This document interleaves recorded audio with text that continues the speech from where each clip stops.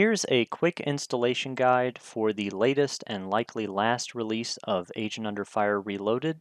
So the first thing you're going to need is the mod file, which you can find a download for in the description of this video or any of the AUFR launch videos.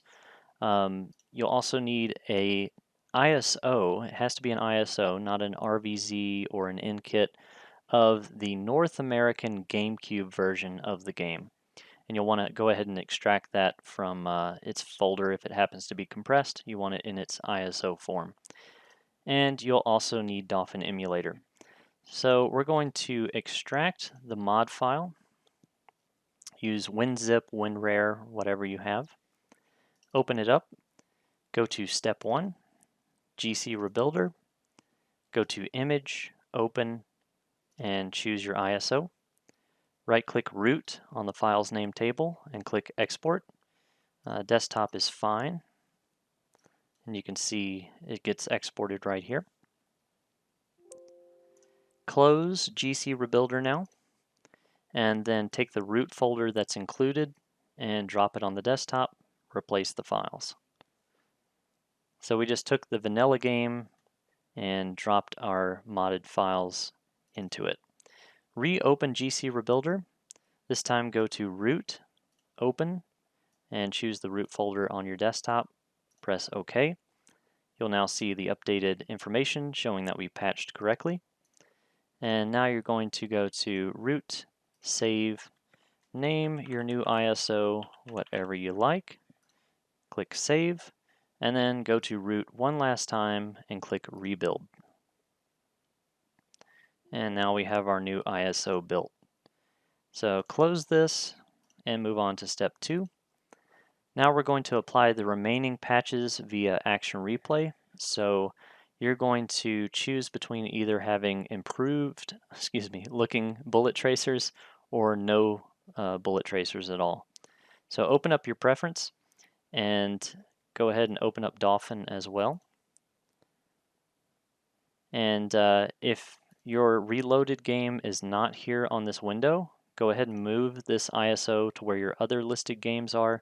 Or if you need to create a new path to your ISOs, go to Options, Configuration, Paths, and you can add where you like your ISOs to be. So once this is visible here, right-click it, click Properties, go to Editor, and this will probably be blank for you unless you already have AR codes added for this game. But either way, we need to overwrite anything that happens to be here. So go ahead and back it up or delete it.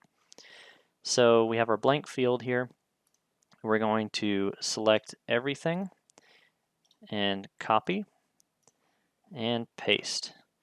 Now if we close this and reopen properties and go to AR codes, you'll see all 9 of the 1.3 patches applied and activated. Now we're going to move on to Step 3. This applies the improved texture pack. So copy this GW7E69 folder, go to Documents, Dolphin Emulator, Load, Textures, and just paste it right here. I've already got it. And now we are going to move on to Step 4. So this is optional, but you can add a 100%ed save file if you want all the multiplayer stuff unlocked immediately. I do recommend you play through the full game if you haven't played it before or not in a while, instead of using a fully completed save file with all these upgrades that make the game kind of trivial when it comes to difficulty.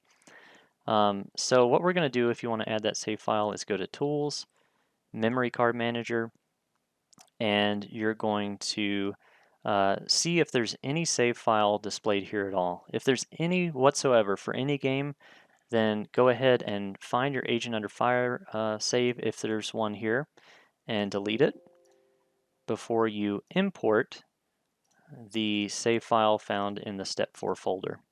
Now we're good to go. If there's no save file info here whatsoever, then go ahead and run any GameCube ISO and make a save file and then come back to this step.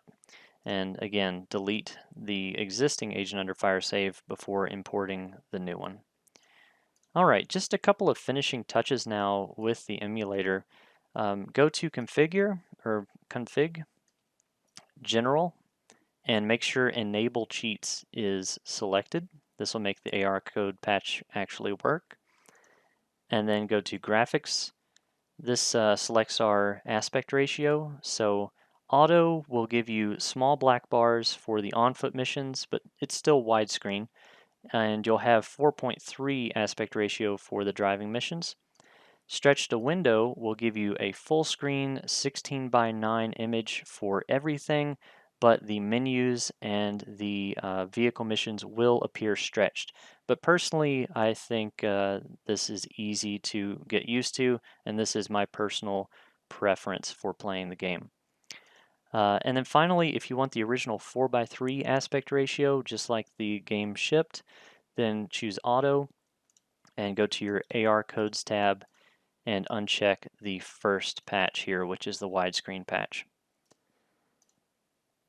Back into back into graphics, go to advanced and make sure load custom textures and prefetch custom textures are selected.